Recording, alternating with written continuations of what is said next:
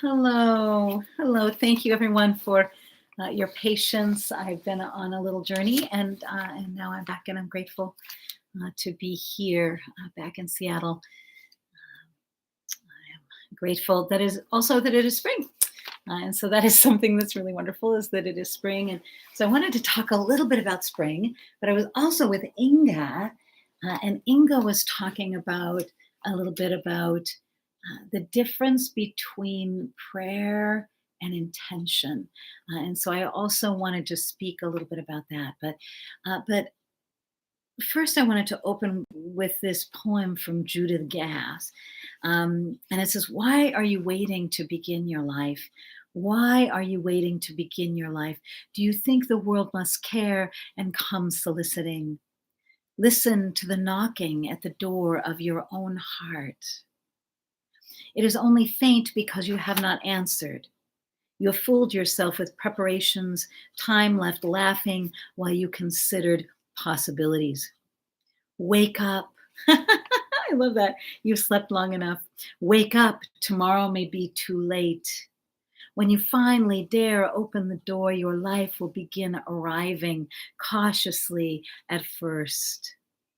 Cautiously at first, unbelieving that the gate, so long locked against the tide, has finally been opened. Then with swells of neglected dreams, then with waves of joyful revelation, the sea will follow. You will be swept by the full and magnificent tides of your own longing that no one else can give you, that no one else can claim. The sea will follow. You will be swept by the full and magnificent tides of your own longing that no one else can give you and that no one else can claim, that no one else can give you and that no one else can claim. And so I really, Saffron, hi. Yep, I think she's right. I do. Mhm.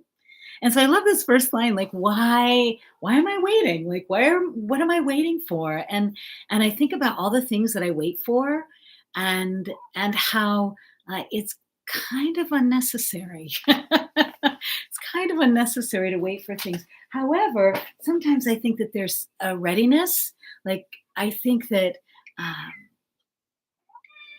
that we're ready. Sometimes we're being prepared. But then sometimes it's like the tide that she's talking about. And in the tide that she's talking about, it's like she's being swept away, right? She's being swept away, and we're being swept away. And it reminds me of how no one can control the readiness. Like, no one can control spring.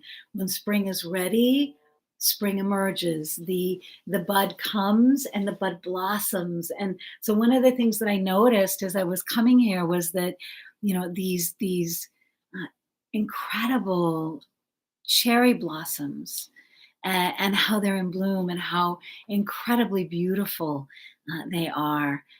And so I was thinking about how spring opens us, and there's another poem that is really powerful that I love, and it talks about how uh, we can get really down on ourselves, we can get really down on others, we can get really heavy about everything and about everyone.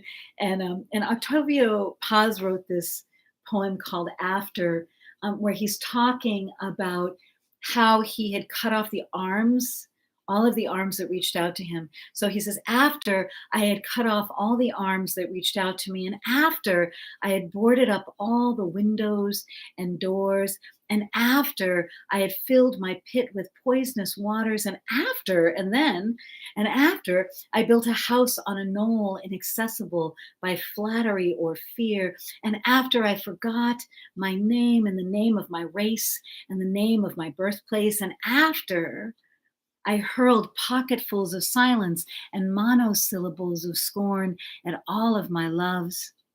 And after I judged myself and sentenced myself to perpetual waiting and perpetual loneliness, I heard on the stones of my dungeon of syllogisms the sweet, tender, sensitive human sounds of the onset of spring and the return of the spirit.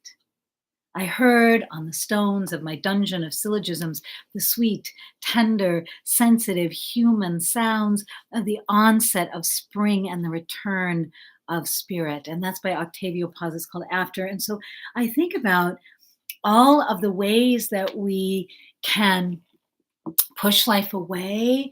And I think that really this time that we've all been in together, that this time of reflection has been about looking at, what are the things that I've wanted to gather, and what are the things that I've pushed away that maybe I shouldn't have pushed away, or what are the things that have the most meaning to me? What have my prayers really been? What are the askings? What is it that I've been asking for? Um, what is it that the mystery has delivered to me? What are the learnings? And so what am I gathering at this time? And then with spring, we're thinking about what is blooming, what is blossoming, what are the prayers? And so if we're going to set an intention, if we're going to set a prayer, or if we're going to set an intention, and I think that prayer and intention are friends. I think that intention is the benevolent guardian and ally and benefactor of prayer, and that prayer is really coming to the mystery with gratitude, or with asking that a need be met, or that a healing happen or take place, or that a person be blessed, or oftentimes will come with, Creator, just show me my next step. Show me how it is that you would have me be, or show me what it is that you would have me do. And I think all of those things are ways that we can pray. And I also think that those are also intentions. Um, and then what we get to do is we have the opportunity to listen for those sweet, tender, sensitive, human sounds of spring and the return of spirit. And so welcome spring. And as I'm looking at spring, what are the seeds that I would like to plant for my life in this coming year? What is it that I would like to experience? What is it that I would like to see more of? And how can I plant what it is that I want to harvest in the season of fall? Because fall comes, fall follows summer. And summer is that time of cultivation, but spring is the time of healing. And this is a healing time for any of us who are in the season of spring. So, what are the seeds that I would like to plant? What is it that I would like to see grow into fruition over this next season, and then over this next year? And so, to close, I would like to extend my thanks and my gratitude to the sweet face of Mother Nature, and also to my family, to my beloved Sundance family. As we're preparing for Sundance, I'm sending my prayers and blessings, and extending my gratitude, and to my family that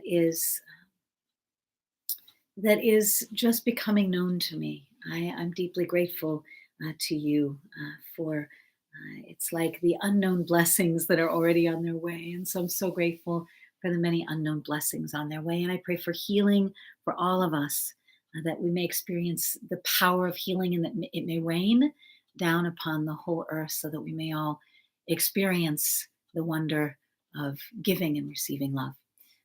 So welcome healing, and love is the greatest healing power that we have. So may you love, may you give love, and may you receive love in all of the places that you can.